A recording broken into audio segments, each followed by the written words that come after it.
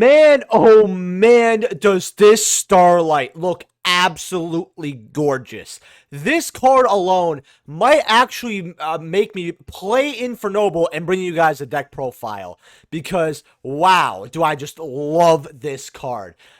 Hey guys, Thomas from Team Sakurasou here, come at you guys with some Duelist Nexus information. We got some of the TCG rarities right over here, and we're going to go over them. I'm also going to link Ready for Duel in the pinned comment, so you guys could see it for yourself, especially because if this video comes up, there might be a few more later on in the day, and you guys might want to be on top of that even before I make a video on it. So make sure to check them out, give them a follow, all that. That's also my Twitter as well. If you guys like these news videos, make sure to smash that like button. It helps more people see it, helps me do better in the algorithm, and most importantly, it boosts my confidence. Subscribe if you're not already. Thank you guys so much for 4,000 subscribers. I really mean that. You know, my goal was still 1,000 at one point, so I always think back to that every single time I hit a milestone. So with that being said, we're gonna get right into it. Starlight rare, and I know this might be very hard to read, but her name I believe is Angelica, the princess of the noble arms. Something that I really like that Konami has been doing lately, especially with archetypes like Rika, is when they give us archetypes with beautiful women, and they don't rely exactly on like fan service or anything like that, maybe a little bit, but they just look elegant and nice. Or maybe it's just because I really like dresses, what can I say? That's gonna sound really bad out of context. But yeah, gorgeous looking card. Then we have the Tostana cards, and we also have their effects here. So we're going to go through this very quickly before we go through some of the other leaks. So this card, level 10, and they have a generic draw card, mind you. You special summon this card as long as you control one from your hand, and then you can add one spell or trap Tostana card from your deck to your hand, which is really good. During your opponent's turn, as a quick effect, you can change as many monsters on your opponent controls as face down defense position, and then you can send all face up cards your opponent controls to the graveyard. So this card really good here, because if you control the god or the crystal god Tostana, then that's such a good effect, because not only can your opponent not say link off or sync, overlay, all that, but if they have some like, you know, face up cards like in their spell trap zone that are like, say, floodgates, all that, you could send those to the grave. Very good card here. Then you have the crystal god Tostana here. During the main phase, you can change as many monsters your opponent controls as possible to face down defense position. So basically, this is Book of Eclipse, the archetype in a way, without the draw effect. And then you can send all face-up cards your opponent controls to the graveyard. If this card in its owner's possession is destroyed by a opponent's card, you could change as many monsters your opponent controls as possible to face down defense position. Then you could send all face-up cards your opponent controls to the graveyard. So this basically, you're gonna keep flipping stuff face down. If your opponent starts overloading the board with 5 monsters plus, and you're able to put them all face down, your opponent really can't do anything at that point. So I kind of see that longer duels with this archetype so far. Also looks like it's a secret rare right there. You got Sentinel Bird, that looks like a super here. If this card is hey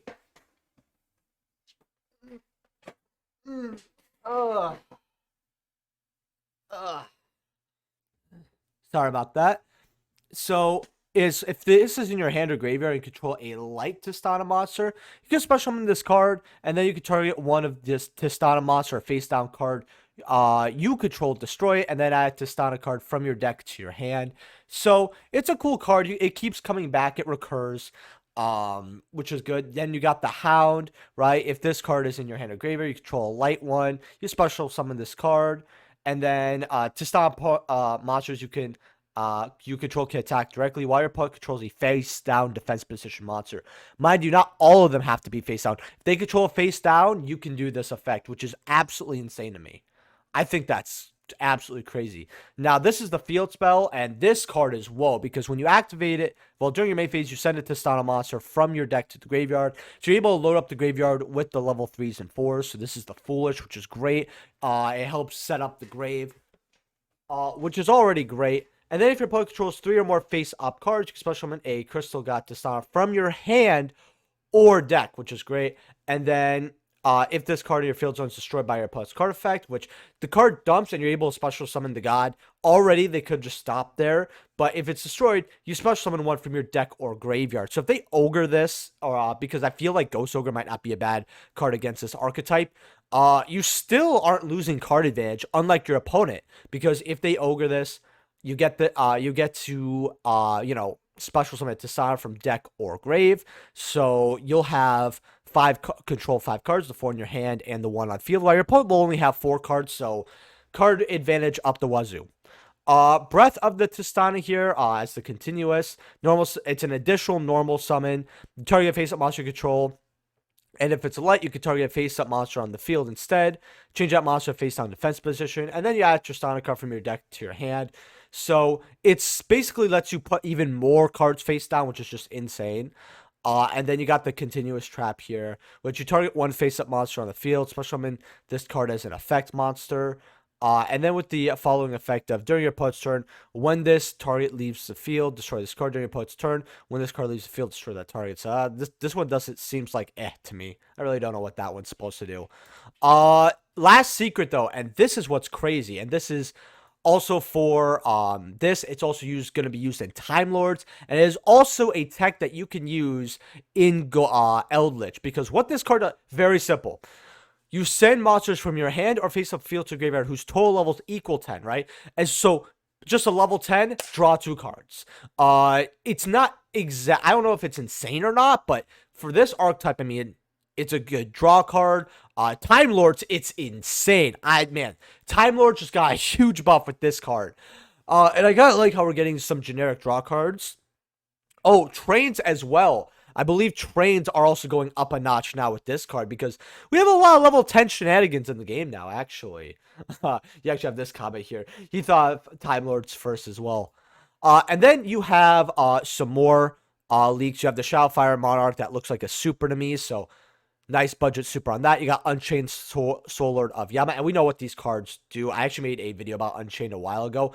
Card is amazing for Unchained. I think they got some really good support with the link and the 2 other monsters. Card looks absolutely fantastic as well. I really, really love the artwork. I actually think this is probably one of the coolest cards in Duelist Nexus besides the Draw 2 sword. I kind of like simple weapon archetypes besides Noble Knights. I don't know. I don't like Noble Knights at all. You got the I think it's not the oh, so they have a mixture of an Ur-centric and Drytron card. I actually don't know what that does or if it's good or not. But you also have Dreaming Reality of Nema realized as a super here, the Altergeist super. So they're not gonna give Altergeist a huge rarity thing. So if you have Altergeist and you have a budget core of that, which it's pretty cheap since you have maximum gold, gold rares, or if you're like me and you kept your core, I should say, or listened to my market watches and got the core high rarity for like maybe $10 or less at that point. I think it was like 8 or 9, which is a lot higher now, but still very cheap. It's like 30. Gonna be a kind of a budget option here. You got the Earth-centric Polar Star super here, and he just looks really funny to me, like, if you look at this. And unfortunately, I guess they made the Evolzar Lars a secret rare. I don't really like this card. I mean, it's for generic level 6. While this card has a material, your opponent cannot target it with monster effects. When your opponent activates a card or effect, you can detach your materials from this card. Or just one material, or just one is, I've never read that. I don't remember reading or just one on a card, but or just one material if all this card's materials are reptile and or dinosaur. Oh, okay. Target face-up card controls negates effects until the end of the turn. Okay. Not bad. So it's also not a once per turn, it looks like. So it's up to 2 negates. Funny enough, I actually bought a Evolzar archetype. It was just in a collection that was high rarity. I say that because it was so cheap anyway. For basically throw in, and I could play this deck actually. So if it can do something, I have it already. Which, not gonna say I'm excited, but it'd be very. I've never seen myself playing Evolzars, but hey, it might be cute. With that being said, I want to know what you guys think of Duelist Nexus in the comment section below. I want to know not only what you guys think of these leaks, but what are you getting in the comment section below.